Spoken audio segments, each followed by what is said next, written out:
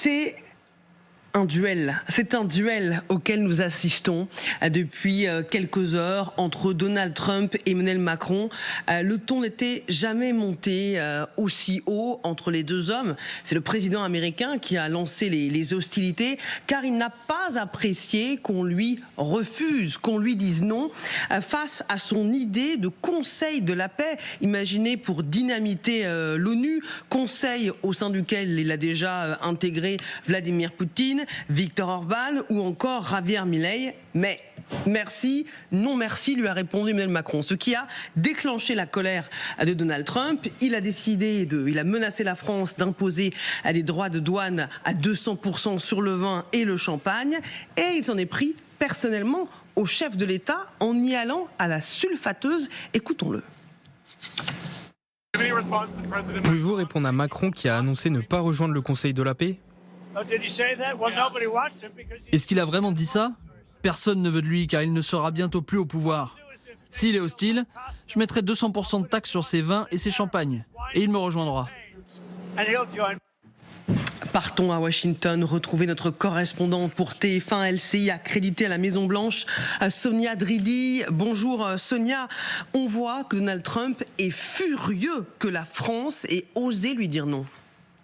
Oui, il est furieux, il n'aime pas être défié et il a dit récemment dans une interview, il n'a aucune limite, à son pouvoir except sa propre moralité. Et donc là, quand il est arrivé hier soir à Washington après son long week-end en Floride, un journaliste lui a posé la question pour avoir sa réaction par rapport à la décision de Macron de ne pas rejoindre le Conseil pour la paix que souhaite créer Donald Trump. Et c'est là donc qu'il a eu cette déclaration en disant je vais imposer 200% de droits de douane sur ses vins et son champagne, donc vraiment comme quelqu'un qui surréagit parce que il est clairement vexé. Et puis ensuite il y a eu ce moment aussi très étonnant où il a publié sur son réseau social Truth un message privé que lui a envoyé le président français, dans lequel Emmanuel Macron a notamment proposé une rencontre, un sommet du G7 à Paris, auquel il pourrait convier, a-t-il dit, en marge de la réunion, les Russes, ce qui serait évidemment une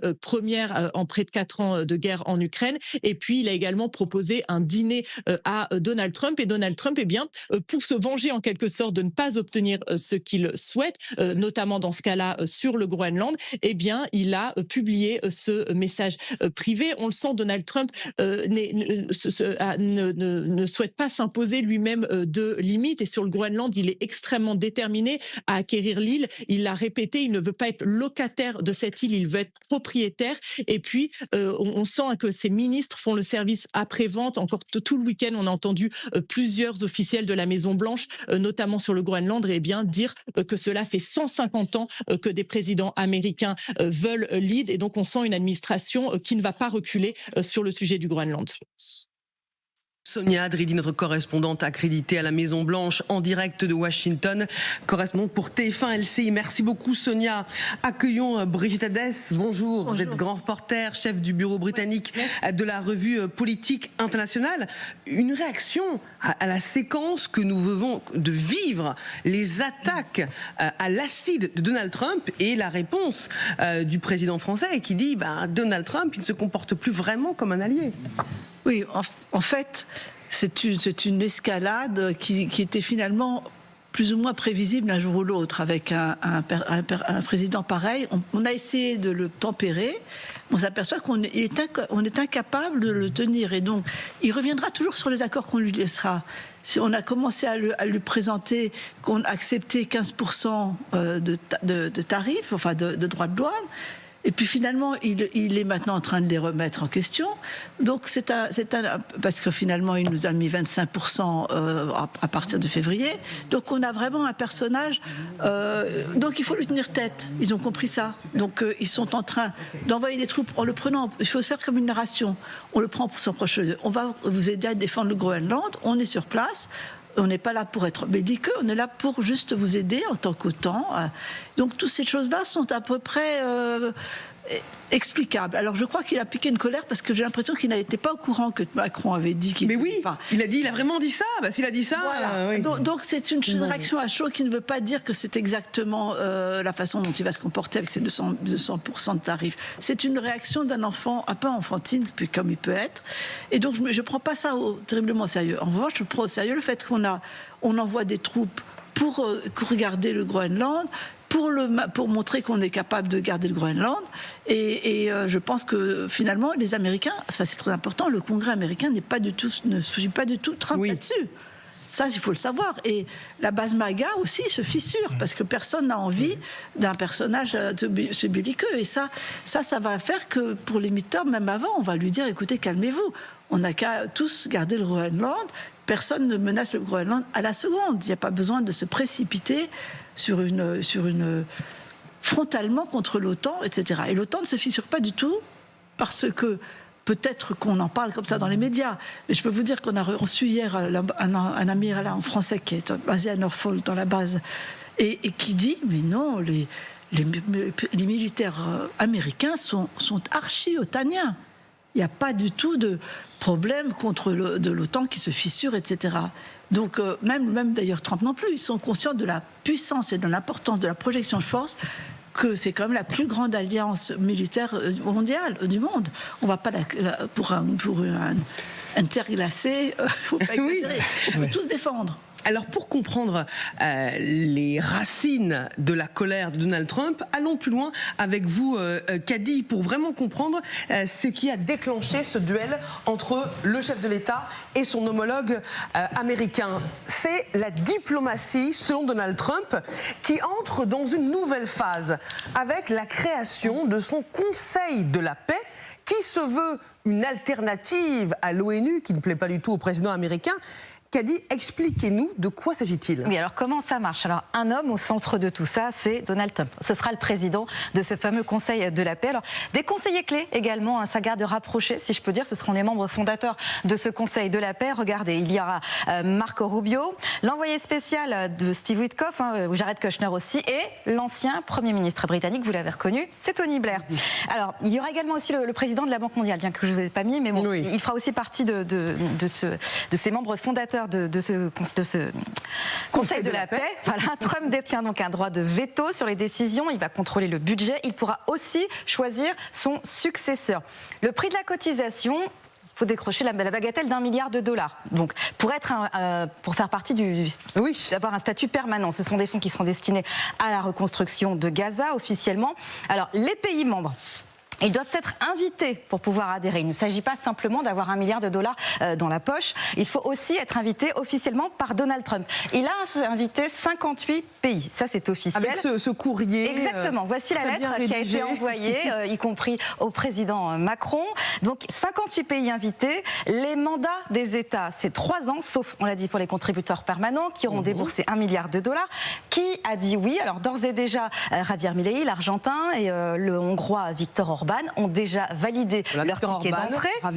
Et comme vous le disiez, la France a décliné la proposition. Ce qui n'a donc pas du tout plu à Donald Trump et c'est qui a déclenché la colère envers la France. Kady, pourtant, à l'origine, ce conseil se concentrait sur le conflit israélo-palestinien. Oui, absolument. L'idée, à l'origine, c'était de superviser la reconstruction de Gaza, mais le président américain entend évidemment étendre davantage à d'autres conflits, comme l'Ukraine, par exemple, en positionnant son Conseil de la paix comme l'ONU, mais sous influence américaine. L'ONU, version Trump, vous le disiez, il faut dire qu'il ne se gêne pas pour critiquer ouvertement les Nations Unies. Écoutez, c'était tout récemment. L'ONU a un potentiel énorme, mais elle est loin, très loin de répondre à ce potentiel. Tout ce qu'il semble faire, c'est écrire une lettre très fermement formulée et ensuite ne jamais s'assurer le suivi de cette lettre. Ce sont des mots dans le vide. Et les mots dans le vide ne résolvent pas les guerres. Voilà, autant dire que pour Donald Trump, rien ne va à l'ONU.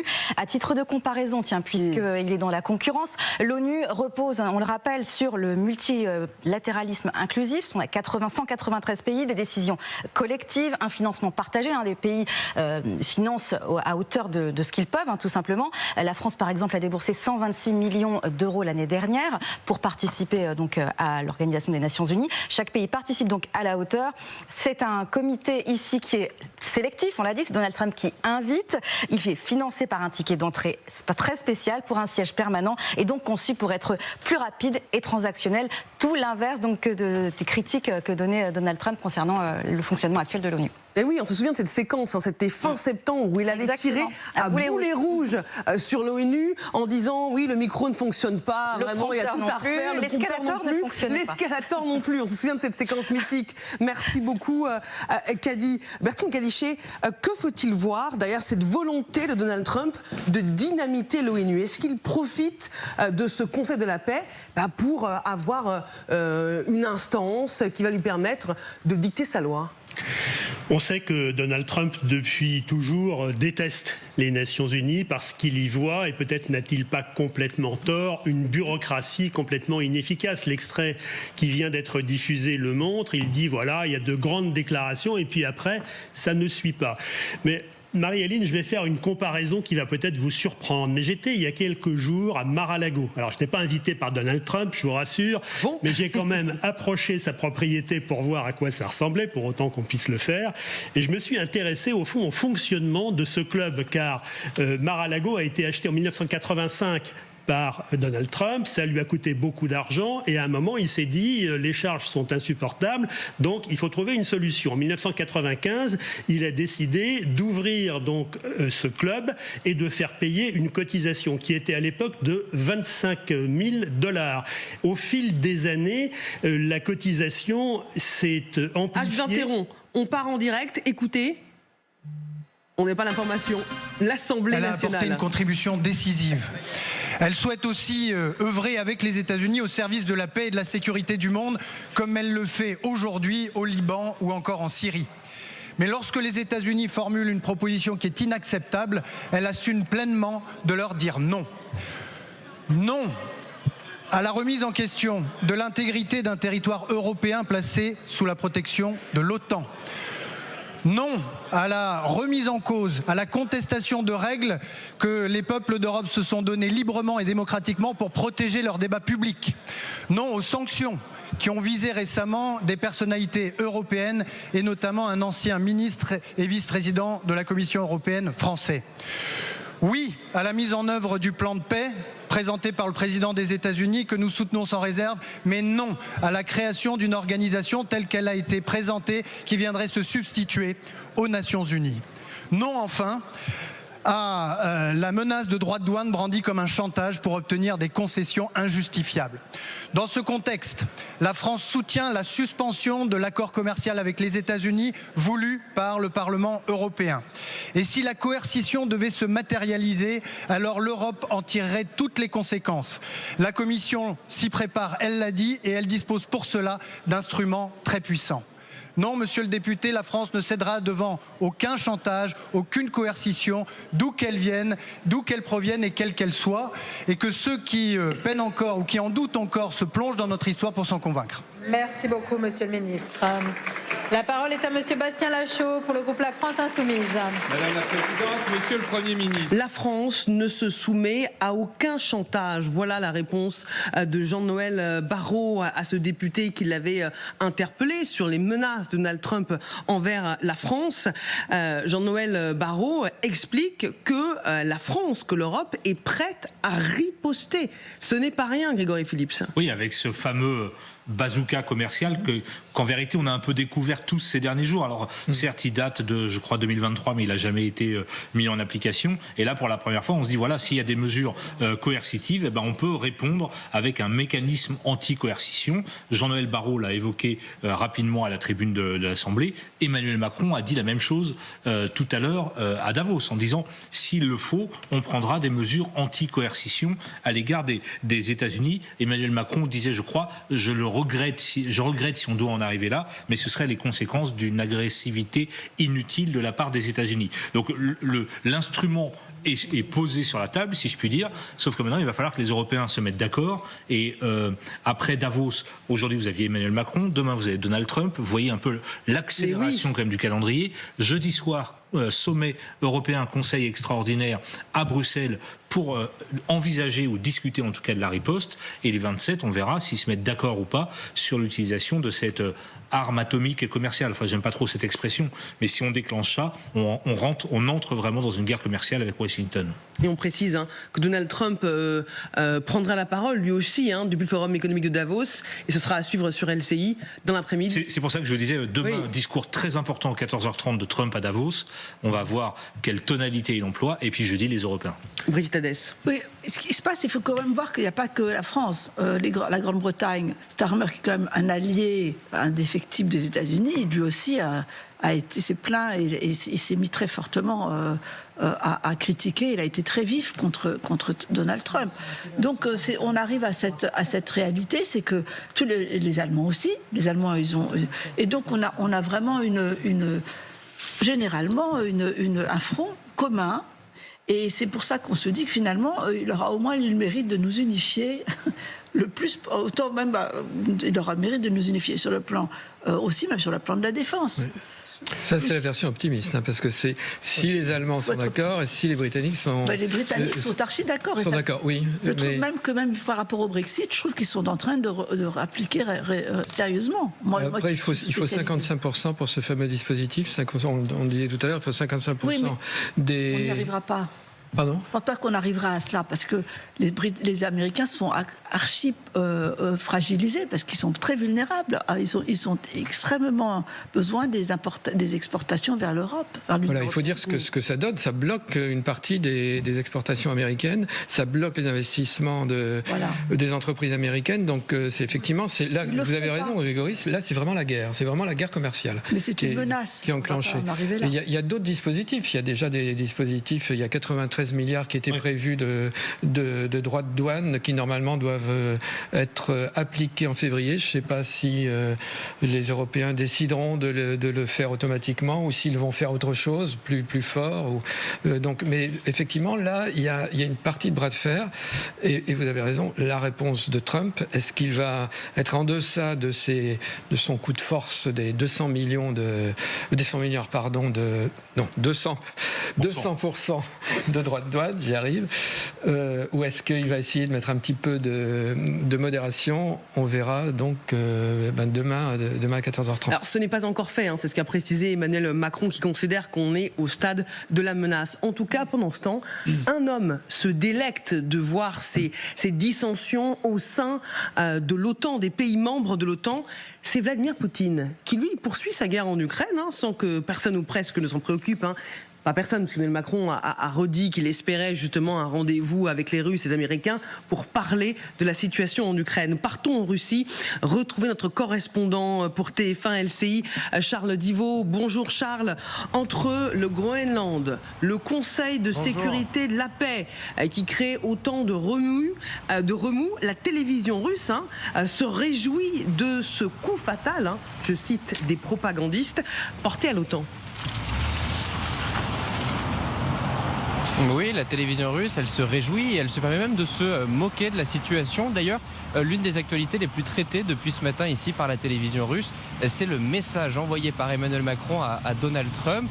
Ce message, il est présenté ici comme celui de la dernière chance, comme celui qu'on envoie à un amour de jeunesse pour essayer de le récupérer. Alors, la télévision russe s'en donne à cœur joie, mais en fin de compte, tous les médias ici commentent cette actualité-là. D'ailleurs, c'est assez surprenant, mais quand vous allez sur les sites internet des journaux, des agences de presse russes, eh bien, les articles concernant la guerre en Ukraine, ils sont relayés au second plan. Désormais, ce qui fait la une, c'est ce bras de fer entre les États-Unis et l'Union européenne et l'OTAN. L'OTAN qui montre, selon eux, son vrai visage, une alliance fragilisée dont les membres se font finalement la guerre. Et tout cela, vous l'avez dit, cela réjouit aussi Vladimir Poutine qui, dans le même temps, continue son offensive en Ukraine sans faire face aux critiques de la scène internationale qui est très occupée autrement. Merci beaucoup Charles Divot depuis Moscou en direct pour toutes ces informations. Groenland, OTAN, Trump fait-il tout ce dont Poutine rêvait ? C'est-à-dire que Poutine, il a toujours voulu, d'ailleurs c'est la stratégie de l'Union soviétique, de découpler l'Europe des États-Unis. Donc nous y sommes un petit peu, mais pas vraiment, parce que comme je le disais, c'est vraiment plutôt des postures. Il faut tenir à tête à Trump, parce que sinon il va continuer, on ne peut pas tout lui céder. Mais ce sont des postures. Et donc, effectivement, ils peuvent se réjouir. En tout cas, moi je trouve que leur guerre piétine, qu'ils sont en train de bombarder des immeubles civils en Ukraine parce qu'ils ne sont pas capables de percer le front. Et donc, on ne parle plus de la guerre en Ukraine, on ne parle plus de l'Iran. Chaque fois, il y a un nouvel événement qui nous fait oublier les horreurs qui se passent. Mais là, je trouve que Poutine est quand même tout à fait fragilisé par sa propre incapacité à percer le front. Et donc, voilà. Et moi, je pense que quand même, il a réussi à unifier. Ça unifie l'Europe. Et c'est plutôt une chose qui était pernicieuse par rapport à ce que souhaitait Poutine, mais qui est quand même une vérité. Bertrand Galichet. Je crois que les Russes ne boudent pas leur plaisir quand même de voir l'OTAN qui est mis en question. Je ne sais pas s'il est fragilisé, mais en tout cas, il y a un vrai questionnement autour du fonctionnement de l'OTAN et qui dirige l'OTAN, à qui obéit l'OTAN. Ça, c'est un sujet qui va probablement mûrir dans les semaines et les mois qui viennent, parce que la puissance de l'OTAN, c'est vrai, n'est pas remise en cause, mais encore faut-il savoir dans quel but et qui actionne les leviers.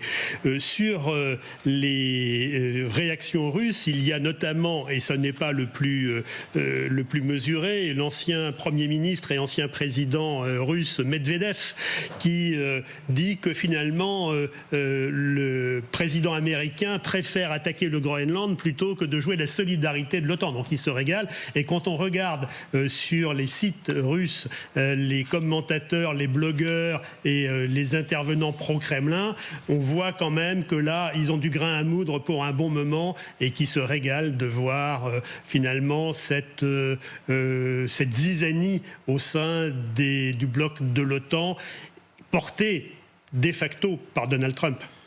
Dominique Simonet. Oui, moi je suis plutôt assez pessimiste sur l'éventuelle réponse commune de l'Europe. On verra bien, j'espère avoir tort. Ce qu'on voit quand même, c'est que l'Europe s'est bercée d'illusions pendant de nombreuses décennies. C'est vrai qu'on a eu des années formidables pour les générations qui vivent aujourd'hui, avec cette paix qui a été faite entre les pays membres, qui a été brisée d'une manière extrêmement violente par Poutine en Ukraine depuis maintenant plusieurs mois. Mais il y avait cette idée après la guerre de créer une communauté européenne de défense, et même le traité a été signé et elle a été torpillée par la France. Par les communistes et par les gaullistes. Donc du coup, l'Europe s'est déplacée vers une entité économique plutôt. Et elle a oublié le monde, elle a oublié le tragique de l'humanité, le tragique de la violence endémique dans le monde, et oublié cette idée qu'il fallait toujours se protéger du pire, justement pour que le pire n'advienne pas. Et là, on se retrouve quand même face à notre propre impuissance. On voit qu'on aurait mieux fait quand même que je dis les Européens d'une manière générale, ça ne veut pas dire grand-chose parce qu'il y a des opinions différentes là-dessus.